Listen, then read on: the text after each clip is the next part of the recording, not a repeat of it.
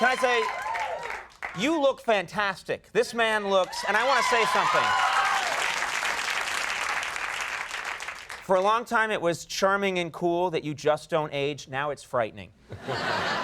It's like, what's going on? What do you know that we don't know? Well, I go out every year and the cryogenic treatment freeze my tail off in Times Square. It's one of the things. Nice, nice. I'm very, very lucky. You got the good genes. Nothing beats the good genes. And the hair. Let's talk about the hair. You are my hair hero. What do you think of mine, huh? Huh? Take a good look before you comment.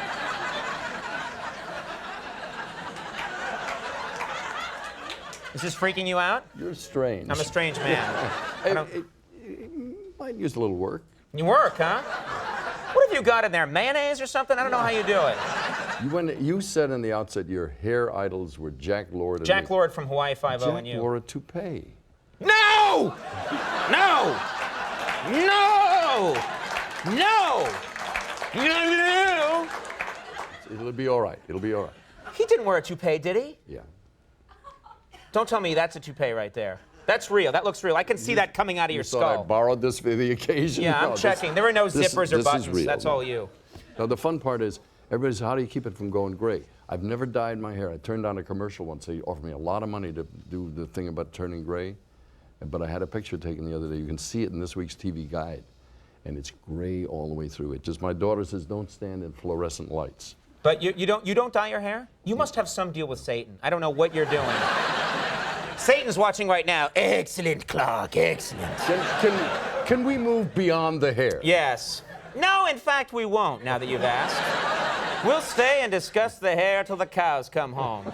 American Bandstand. This was a huge show. You did it for how long? How long did you do American Bandstand for? The show was on for 38 years, and I did it for about 35. That's amazing. Yeah. That's amazing. Do people still must associate you with that show, even though you don't do it now? People still must see you and associate you with that show. I love New York. This is my hometown, but I walk around New York. We never walk in California. And people of all ages say, hey, Dickie, baby, hello, how are you? Nowadays, hey, Happy New Year early, because they know that thing is coming up. Right. But can I tell you my favorite story? Sure. True story. I did not make this up. I've told it before, but it's a gem. And I've had people of all ages recognize me. About 3 years ago, I'm in San Francisco. All right, yeah. One person from... Let me tell you, I love San Francisco, but there are parts of your town that are sort of frozen in time. I walk out of a store, bought a pair of sneakers, and I wasn't wearing a tie or a coat or anything, not in my television uniform or anything. And I'm feeling reasonably youthful, and out of the mist of San Francisco hills comes this guy with the long hair and the love beads and the peace sign and the sandals, the whole... An aging hippie kind of guy? Comes right up to my face, says, my God, you're still alive.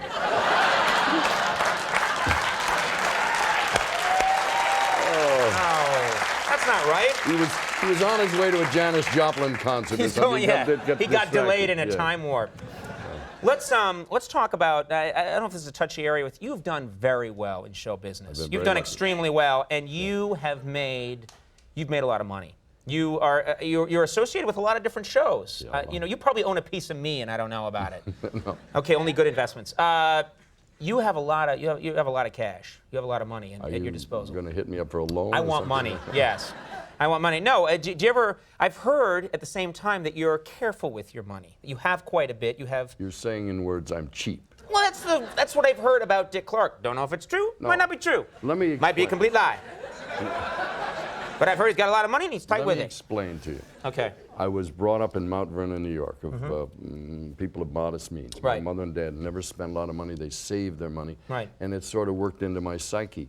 My favorite story of that is, I've never confessed this before, but it's true. You know these big price clubs, Costco's, the places where they have 17 million cases of stuff you don't need. And big boxes of like cornflakes for cheap. I go into there one day, I come back on a Saturday, and I say to my wife, look, 3 cases of cat food. And I got a great buy. It's like $2 a case. She says, it's wonderful. But you do know we don't have a cat.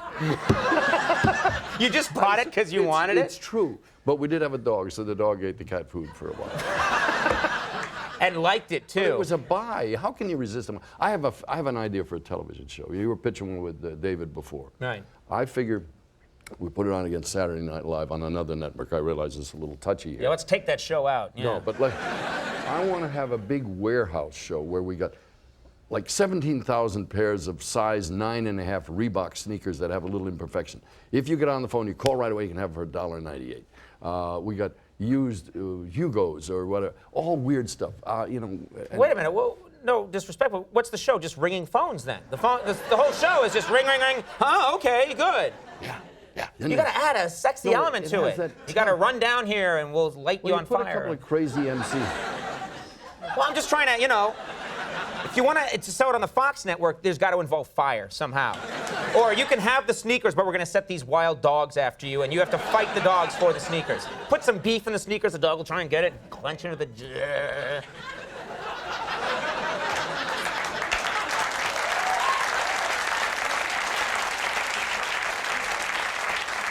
Sold many shows lately? No, not really. I'll get you, Clark, if it's the last thing I do. Now, New Year's Rockin' Eve is coming up. Let's talk about this show. Who's going to be on this program? May I, please? Would you have a gun? We have a third. And now I will kill you to promote my show. We have a 3.5-hour extravaganza, and I don't leave anybody out. We have NSYNC, Jessica Simpson, Kiss, Wayne Brady is my co-host, 98 Degrees, the Bangles, the Baha Man, Who Let the Dogs Out, Who Let the Dogs, you know. Boys to Men, Third Eye Blind, Lone Star. You want to reprise that? Yeah. Vertical Horizon, Joe. Oh, and my favorite, I call him, you know who the most frequent guest on New Year's Rockin' Eve has been over the years? Who? Casey and the Sunshine. Yes, Casey is still going strong. We're going to show his 1976 first appearance. Very cool. It'll be a highlight. Casey and the Sunshine Band. And you sing on Who Let the Dog Out, I heard it. No, that's not you. That's a rumor I'm starting. Dick Clark's New Year's Rockin' Eve is on ABC at 10 o'clock p.m. It's on this Sunday. Dick, thanks so much for coming by and saying hi to us. Happy New Year. Yeah, Happy New Year. Dick Clark!